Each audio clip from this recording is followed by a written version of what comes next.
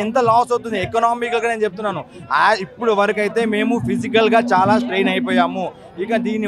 దీని మీదట మేము అసలు బేర్ చేయలేకపోతున్నాము. ఈ ఇండస్ట్రీ ఒకవేళ కట్ అయిపోతే ఓన్లీ మార్కెట్లో డియోపోలీ మోనోపోలీ అనేది క్రియేట్ అవుతుంది. సో ఈ పెద్ద పెద్ద కంపెనీ వాళ్ళు వస్తే వాళ్ళు చెప్పిన రేట్కి మనం కొనాలి, వాళ్ళు చెప్పిన రేట్కి మాత్రమే మనం కొనాలి.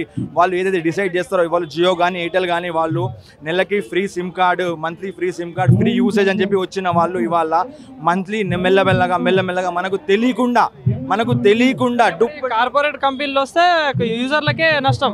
ఎగ్జాక్ట్లీ వీళ్ళకే నష్టం. వాళ్ళని మేము కట్టడి చేయగలుగుతున్నాము అని అంటే మా ప్రైజెస్ని చూసి వాళ్ళ ప్రైజెస్ డిసైడ్ చేసుకుంటున్నారు.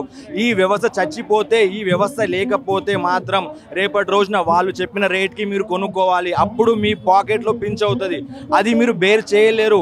ఇవాళ మీకు వేరే ఆల్టర్నేట్ లేదు. ఏది ఫోన్ సర్వీసెస్లో జియో ఎయిర్టెల్ వోడాఫోన్ వాళ్ళు చెప్పిన రేట్కి రీఛార్జ్ చేసుకోవాలి. ఇక్కడ గ్రౌండ్లో ఇంటర్నెట్ వైఫై మేము ఇవ్వడం వల్ల వాళ్ళతో మేము కాంపిటీషన్ చేయడం వల్ల మేము డిసైడ్ చేసిన ప్రైజెస్ అంటే మమ్మల్ని వాళ్ళు కాంపిటీషన్ అనుకుంటున్నారు. కాబట్టి ఇండైరెక్ట్గా దీన్ని ఎవరి ద్వారానో ఈ వ్యవస్థని నాశనం చేయాలనుకుంటున్నారు.